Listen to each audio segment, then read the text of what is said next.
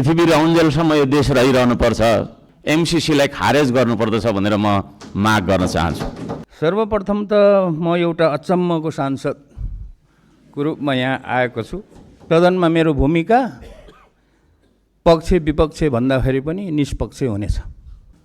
Discord चलाएर Gen Z बालबालिकाहरूलाई school ड्रेसमा आन्दोलनमा बोलाउने, शान्तिपूर्ण आन्दोलनलाई भड्काएर हिंसात्मक बनाउने, आन्दोलनमाथि अन्धधुन्ध गोली चलाएर दमन गर्ने, 23 गतेको घटना घटाउने, साथै 24 गते सिंहदरबार, संसद भवन, सर्वोच्च अदालत जस्ता सरकारी भवनहरू जलाउने कृत्य गर्ने मान्छेहरूलाई पनि तपाईको चाहिँ के अरे कारबाहीमा ल्याउनका लागि उच्चस्तरीय छानबिन समिति आयोग गठन गर्नका लागि हामी माग गर्दछौँ। माननीय हर्कराज राई, समय 7 मिनट।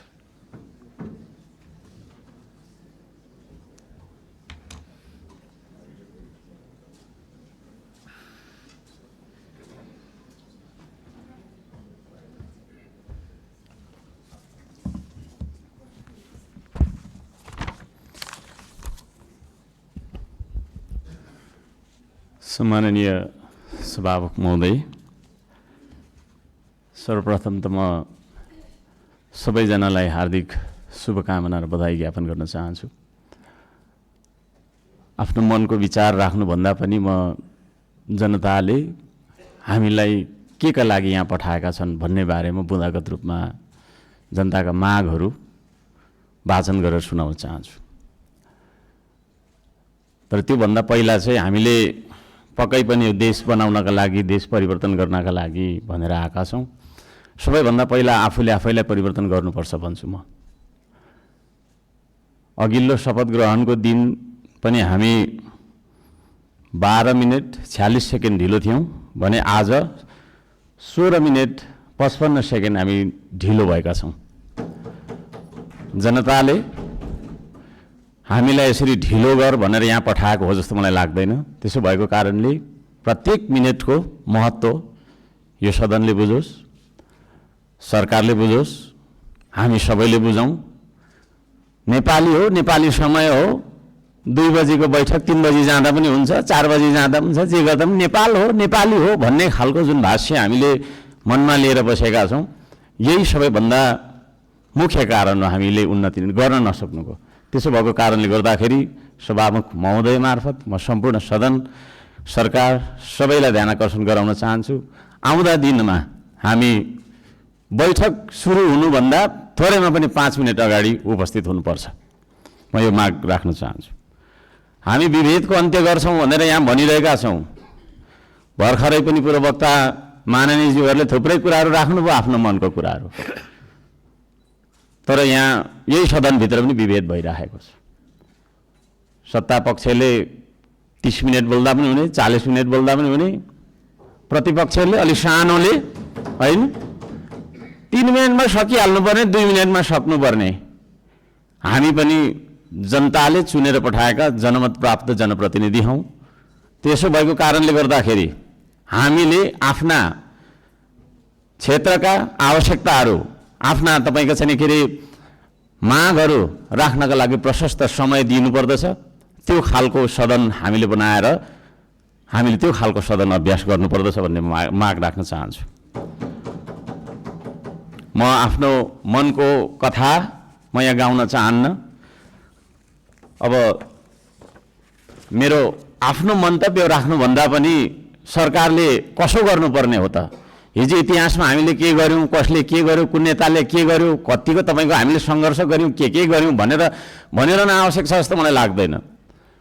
हामी के गरिरहेका छौँ आज र भोलि के गर्ने हो भन्नेतर्फ सरकारले आफ्नो नीति तथा कार्यक्रम बनाउँदाखेरि यस्ता कुराहरूलाई पनि समावेश गरोस् भनेर चाहिँ म यहाँ जनताको मागहरू, राष्ट्रिय स्वाधीनताको, हाम्रो सम्प्रभुताको, जनताले चाहेका कुराहरू के कस्ता छन् त भन्ने कुरा म बुँदागत रूपमा वाचन गर्न चाहन्छु। पृथ्वी रहउन्जेलसम्म यो देश रहिरहनुपर्छ, हाम्रो देशको चन्द्र सूर्य अङ्कित झण्डा रहिरहनुपर्छ। त्यो मान्यता हामी राख्दछौँ, श्रम संस्कृति पार्टीले त्यो मान्यता राख्दछ। त्यसो भएको कारणले गर्दाखेरि देशको स्वाधीनता, भू राजनैतिक सन्तुलन र असंलग्न परराष्ट्र नीतिलाई बचाइराख्न सैन्य रणनीति उद्देश्यका साथ सुरु गरिएको असमान राष्ट्रघाती व्यापारिक सन्धि सम्झौता एमसिसीलाई खारेज गर्नुपर्दछ भनेर म माग गर्न चाहन्छु। 2 नम्बरमा सीमावर्ती क्षेत्रमा छिमेकी मुलुकहरूले गरिरहेको गतिविधिलाई सक्रिय रूपमा नेपाल सरकारले निगरानी राख्नुपर्दछ र संयुक्त राष्ट्रसङ्घ लगायतका निकायहरूमा गएर हाम्रो देशका 4 किल्ला कति हो त हाम्रो भूगोल भन्ने सिमाना यकिन गरेर सिमानाको रक्षार्थ नेपाली सेनालाई खटाउनु पर्दछ भन्ने म माग राख्न चाहन्छु। नेपाली जनताले यो माग राखेको कुरा म जानकारी गराउन चाहन्छु। जनताले सोझै चुन्न पाउने प्रत्यक्ष कार्यकारीको चुनाव गर्नेतर्फ सरकारको नीति तथा कार्यक्रम अगाडि बढोस्। यदि सरकारले 2/3 नजिकको सरकारले त्यो कुरा अगाडि सार्छ भने त्यसमा हामी सबैले सहयोग गर्नुपर्दछ। नम्बर 4, जेनजी आन्दोलनमा डिस्कोड चलाएर जेनजी बालबालिकाहरूलाई स्कुल ड्रेसमा आन्दोलनमा बोलाउने, शान्तिपूर्ण आन्दोलनलाई भड्काएर हिंसात्मक बनाउने, आन्दोलनमाथि अन्धधुन्ध गोली चलाएर दमन गर्ने, 23 गतेको घटना घटाउने, साथै 24 गते सिंहदरबार, संसद भवन, सर्वोच्च अदालत जस्ता सरकारी भवनहरू जलाउने कृत्य गर्ने मान्छेहरूलाई पनि तपाईँको चाहिँ नि के अरे कारबाहीमा ल्याउनका लागि उच्च स्तरीय छानबिन समिति आयोग गठन गर्नका लागि हामी माग गर्दछौँ। 5 नम्बर, सम्पत्ति छानबिन तथा शुद्धिकरण अभियान सुरु गर्नुपर्दछ। सबैभन्दा पहिला अहिले सरकारमा रहेका मन्त्री परिषदका सम्पूर्ण मन्त्रीहरू, सांसदहरू, हामी सबैजना सबैको तपाईँको चाहिँ नि के अरे हाम्रो सम्पत्ति छानबिन हुनुपर्दछ। हामीबाट सुरु गर्नुपर्दछ त्यो चिज, किनभने हामी नियम कानुन बनाउने भने हामीबाटै त्यो कुरा लागू भएर जानुपर्दछ। हामीले बनाएको नियम कानुनले अरूलाई मात्रै ठ्याङ्ग्रोमा कस्ने खालको व्यवहार हामीले गर्नु हुँदैन भन्ने माग राख्दछु। शिक्षालाई जीवनोपयोगी बनाउनु पर्दछ। उत्पादन, निर्माण र आविष्कारसँग जोड्नु पर्दछ शिक्षालाई। शिक्षा भन्ने बित्तिकै कथा पढ्ने विषयवस्तु होइन, त्यो भन्ने बित्तिकै उत्पादन, निर्माण र आविष्कारसँग जोडिनु पर्दछ भन्ने हाम्रो माग हो। त्यसतर्फ सरकारले ध्यान दियोस्। हप्तामा 3 दिन मात्रै थ्योरी पढ्दाखेरि हुन्छ, 4 दिन विद्यार्थीले उत्पादन, निर्माण र आविष्कारसँग जोडेर क्रियाकलापहरू गर्न सक्नुपर्दछ। त्यो खालको जीवनोपयोगी शिक्षा लागू गरिनुपर्दछ भन्ने हामी माग राख्दछौँ। 7 नम्बरमा खेतीबारीको समस्या हल नगरी देशको आर्थिक समस्या हामीले सुल्झाउन सक्दैनौँ, आर्थिक उन्नति हुन सक्दैन। त्यसो भएको कारणले कृषिमा देखिएका समस्याहरू पहिचान गर्ने र समस्या हल गर्ने सबै खालका तपाईँको प्राविधिक उपायहरू अपनाउने काम गरिनुपर्दछ भन्ने ध्यान आकर्षण गराउन चाहन्छु। नम्बर 8मा कम्तीमा एक पालिकामा एउटा उद्योग हुनुपर्दछ, एक परिवारमा एकजना रोजगार हुनुपर्दछ। त्यो खालको नीति हामीले अपनाउनु पर्दछ। बन्द गरिएका उद्योगहरूलाई पुनः सञ्चालन गर्ने साथै नयाँ उद्योगहरूको स्थापना गर्ने नीति तथा कार्यक्रम सरकारले ल्याउनु पर्दछ भन्ने ध्यान आकर्षण गर्न चाहन्छु। 9 नम्बरमा जनताको सेवा सुविधा, विकास र समृद्धिमा सार्वजनिक हितका लागि प्राकृतिक स्रोत साधन ढुङ्गा, गिटी, माटो, खोला, नाला, खानी, खनिज, वन जङ्गल जस्ता स्रोत साधनका सदुपयोग गर्न पाउने गरी सहज किसिमको चाहिँ नियम कानुन बनाउनु पर्दछ। कहीँ कतै हामी हुन्छ म सक्छु अब र यी सम्पूर्ण स्रोत साधनलाई परिचालन गरेर चाहिँ हाम्रो देशलाई समृद्ध बनाउनतर्फ हामीले ध्यान दिनुपर्दछ भनेर भन्न चाहन्छु। म यहाँ शुभकामना मात्रै दिनुभन्दा सरकारको नीति तथा कार्यक्रमको कुन दिशामा जानुपर्दछ भन्ने एउटा सल्लाह सुझाव र प्रस्ताव प्रस्तुत गर्न चाहन्छु। प्राकृतिक संरक्षण गर्नुपर्दछ, संस्कृतिको प्रवर्धन गर्ने र प्रवृत्तिको विकास गर्ने नीति सरकारले लियोस्। सुशासनका निम्ति भ्रष्टाचार तपाईँको चाहिँ अन्त्य गर्ने, निष्पक्ष, मितव्ययी, पारदर्शी, जवाफदेही, दूरदर्शी, परिपक्व र दीर्घकालीन कामहरू गर्नेतर्फ सरकार अगाडि बढ्नु पर्दछ। देशभरि शान्ति सुव्यवस्था कायम गर्नका लागि आवश्यक उपायहरू अपनाउन जरुरी छ। खाने पानी, स्वास्थ्य, शिक्षा, सडक, बिजुली बत्ती जस्ता आधारभूत आवश्यकताहरू परिपूर्ति गर्नतर्फ हाम्रो ध्यान जानुपर्दछ। राम्रोसँग अध्ययन नगरी हतार हतार सरकारले ल्याएका कार्यक्रमहरू लागू गर्नु हुँदैन। कुनै निर्णय गर्नुअघि तपाईँको प्रतिपक्षी दलहरूसँग सल्लाह गरेर सबै पक्षको उचित सल्लाह लिएर चाहिँ सरकार अघि बढे। निर्णय गर्दै पछि हट्नुपर्ने नियतिबाट होइन सरकार बच्न सक्दछ। अहिले भर्खरै वृद्ध भत्ता, विद्यार्थी सङ्गठन, ब्रिज कोर्स जस्ता सम्बन्धमा निर्णयहरू जुन गरिएको छ यसलाई पुनर्विचार गरियोस् भन्न म चाहन्छु। वृद्ध भत्ताको समयको मापदण्डलाई जुन फेरबदल गर्ने भन्ने कुराहरू आएको छ कार्यसूचीमा, त्यस्ता कुराहरूमा सरकारले ध्यान दिएर मात्रै अगाडि बढ्दाखेरि राम्रो हुन्छ भन्ने माग राख्दछु। सुकुम्बासी भन्दै नागरिकको बासको अधिकारलाई खोज्दै डोजर चलाउने, राज्य आतङ्क फैलाउने चलनको अन्त्य गरियोस्। म त्यो भन्न चाहन्छु। जनताको घर टहरा भत्काउनु हुँदैन। विस्थापन होइन व्यवस्थापनको नीति सरकारले लागू गरेर अगाडि बढ्दाखेरि सबैलाई राम्रो हुनेछ। दशकौँदेखि बस्दै आएका भूमिहीन सुकुम्बासीहरूको स्वामित्व दिने गरी लाल पूर्जाको व्यवस्था गरोस् भनेर पनि म भन्न चाहन्छु। किसान मजदुर सुकुम्बासीका समस्या पहिचान गरी समाधानको पहल गर्ने धनीको मात्रै होइन गरिबको पनि हो यो देश भन्ने खालको आभास हामीलाई हुनुपर्दछ र जनतालाई पनि त्यो आभास भएको हुनुपर्दछ। त्यसतर्फ सरकारले काम गरोस् भन्ने म अनुरोध गर्न चाहन्छु। उपत्यका बाहिर पनि नेपाल छ भन्ने कुरा हामीले व्यवहारबाट जनाउनुपर्छ।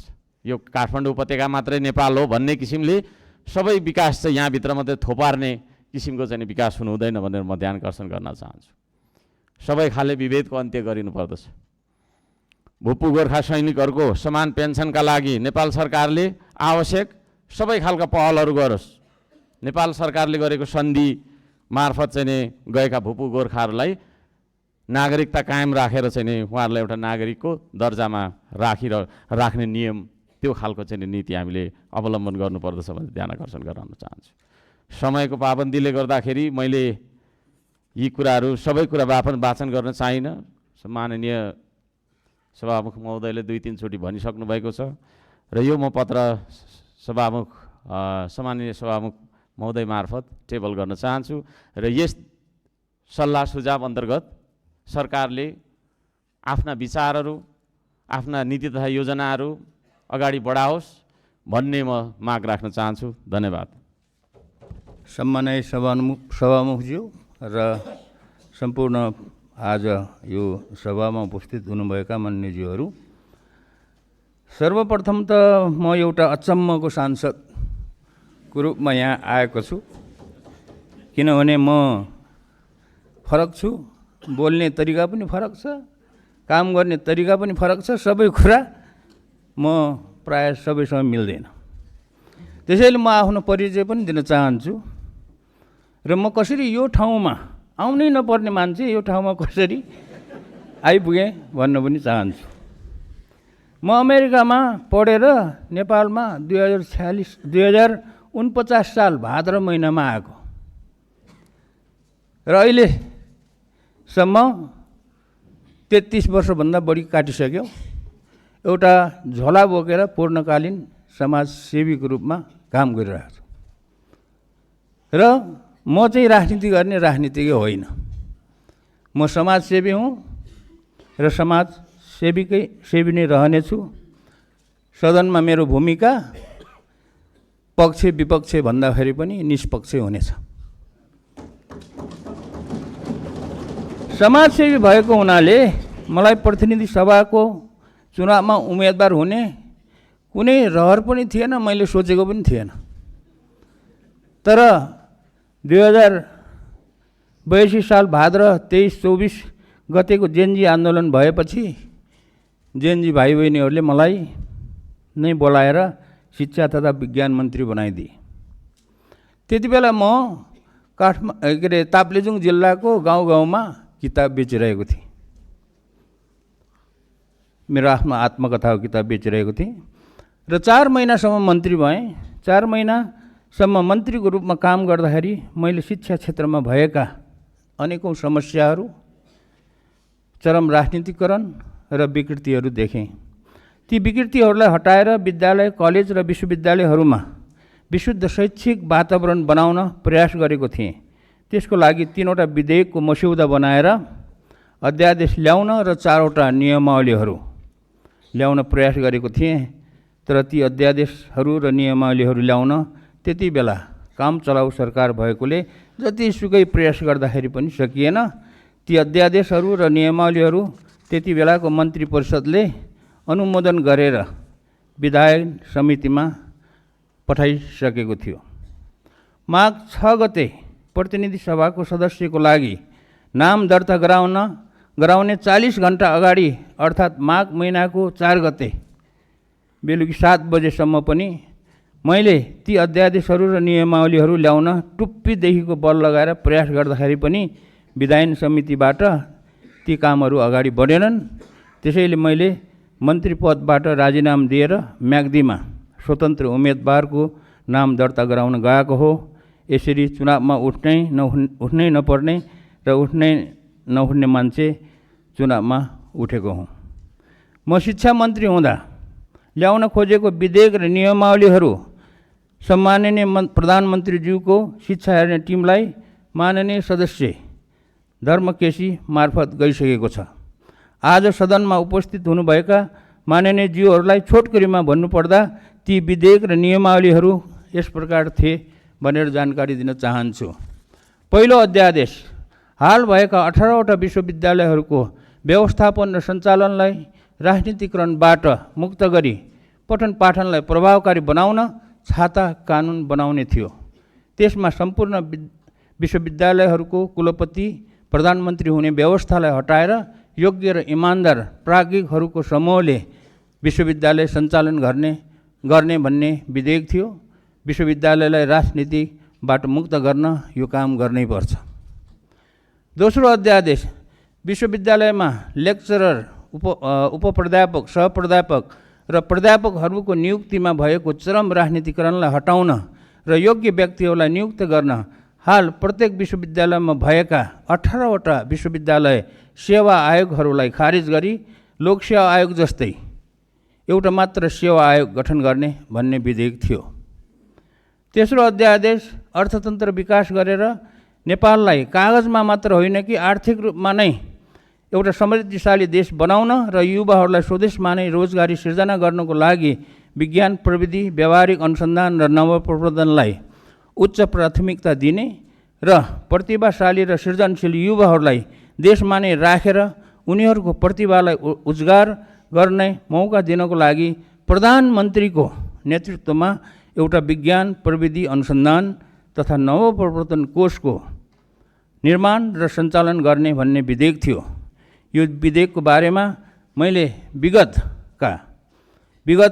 20 वर्षमा बनेका धेरै सरकारहरूलाई गरेको विनम्र अनुरोध भालुलाई पुराण सुनाएको जस्तो भएको थियो। अहिलेको सरकारले पक्कै पनि यो कुरा सुन्छ होला भन्ने विश्वास छ।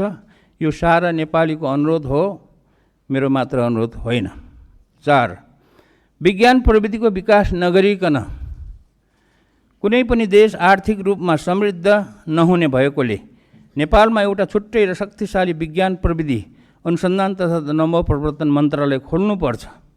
त्यसलाई चलाउन सक्षम विज्ञहरू राख्नुपर्छ भन्ने मेरो भनाइ एउटा कानले सुनेर अर्को कानले नउडाइयोस् भन्ने मेरो विनम्र अनुरोध छ।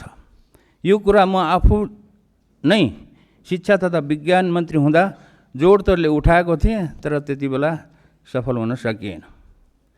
5. विद्यालय शिक्षा सञ्चालनको जिम्मा स्थानीय सरकारलाई दिएको हुनाले विद्यालय शिक्षामा धेरै विकृतिहरू जन्मेका रहेछन्। यो कुरालाई ध्यानमा राखेर शिक्षा नियमावलीमा धेरै नै सुधार गर्नुपर्ने छ र सो कुरा मैले प्रयास गरेको हो, तर भएन। जस्तै उदाहरणको लागि विद्यालय व्यवस्थापन समितिको गठनमा राजनैतिक हस्तक्षेप हटाउने, योग्य प्रधानाध्यापकको नियुक्ति गर्ने, शिक्षकहरूको सरुवामा राजनीतिक प्रभाव हटाउने र दरबन्दी, शिक्षकहरूको दरबन्दी बढाउने जस्ता। समय सिद्धियो आफ्नो। ल म सकिहालेँ, यति समापन गर्नुहोस्। म 1 मिनट दिनुहोस्। र 6 नम्बरमा यो सिटिभिटीलाई पुनर्संरचना गरी त्यहाँबाट पनि राजनीतिकरण नहटाएसम्म र नयाँ सिस्टम नबसालेसम्म त्यहाँबाट विद्यार्थीहरूले सिपमूलक प्राविधिक शिक्षा प्राप्त गर्न नसक्ने कुरा प्रष्ट पार्न चाहन्छु।